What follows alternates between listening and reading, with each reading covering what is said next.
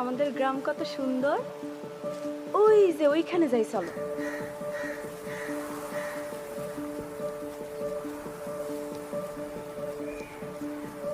আর কত দূর? আর বেশি দূর না, একটু সামনে। বেশি দেরি হয়ে গেলে কিন্তু বাবা বকা দিবে। তুমি চিন্তা করো না, সন্ধ্যার আগে আমরা বাড়িতে ফিরে যাবো।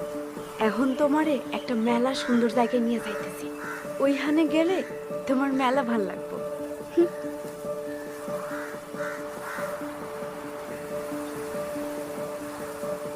এটা এটা হইতেছে কি আমগো অঞ্চলের সব থেকে বড় গাছ। সুন্দর না?